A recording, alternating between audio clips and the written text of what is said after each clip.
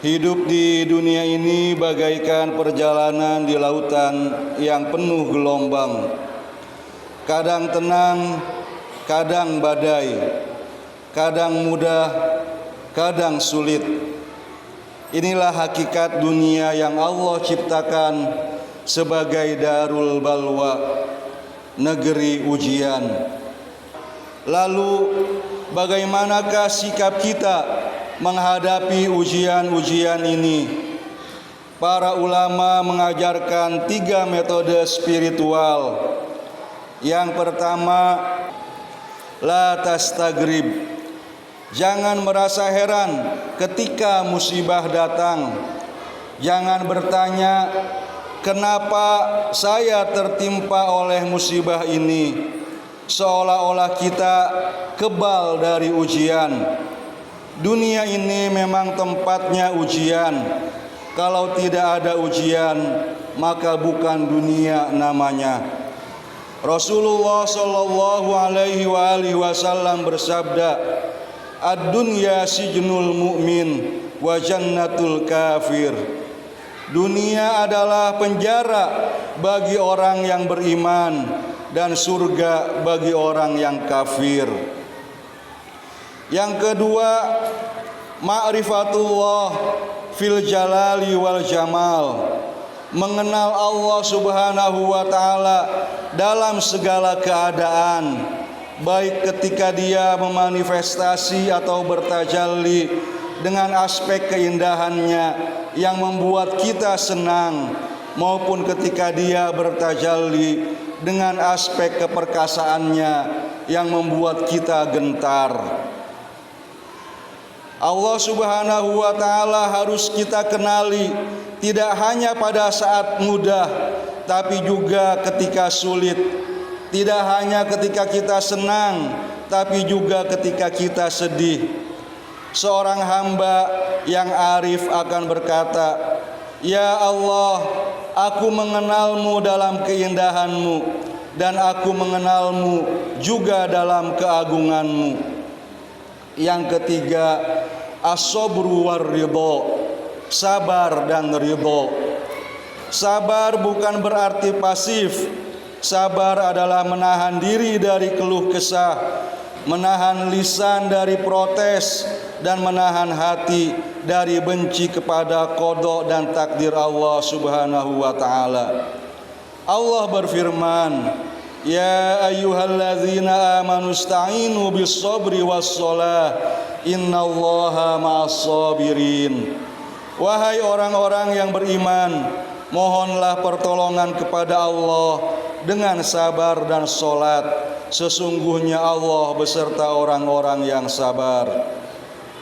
Ma'asyiral muslimin, apakah hasil yang kita harapkan dengan menerapkan metode tersebut? Yang pertama adalah qalbun salim, hati yang tenang. Orang yang tidak heran dengan ujian, hatinya stabil, tidak mudah goncang.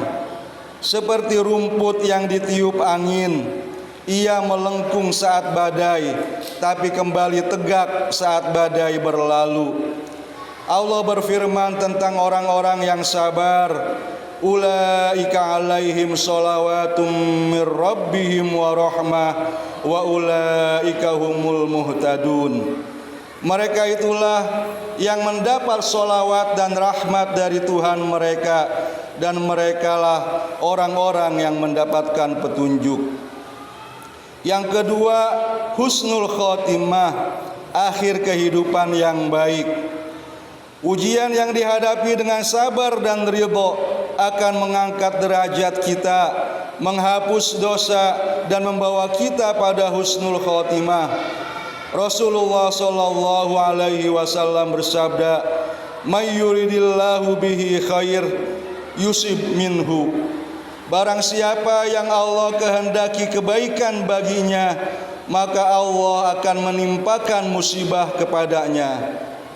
Yang ketiga, ma'rifatullah dengan sempurna, dengan mengalami jalal atau keagungan Allah dalam ujian-ujian yang Dia timpakan. juga mengenal Allah dalam jamalnya, yaitu dalam nikmat-nikmat yang Dia curahkan. Kita mengenal Allah secara utuh, bukan hanya mengenalnya dari kitab, tapi dari pengalaman pribadi, pengalaman spiritual kita.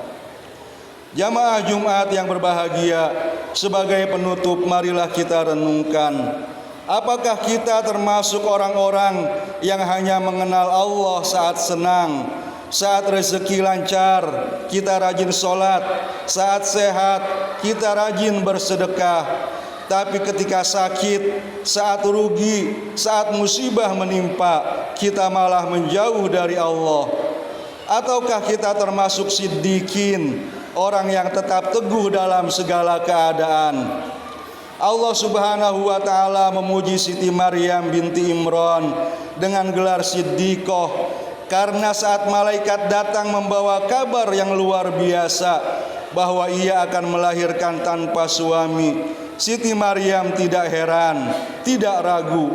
Ia hanya bertanya, bagaimana mungkin?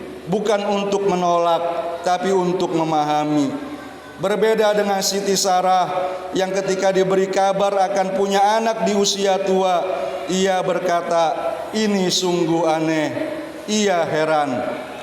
Marilah kita bersama meningkatkan kualitas keimanan kita, dari sekedar beriman menjadi siddiq, dari sekedar tahu menjadi ma'rifat. Allahumma ij'alna minas sabirin syakirin. Ya Allah, jadikanlah kami termasuk hamba-hambamu yang sabar dan bersyukur.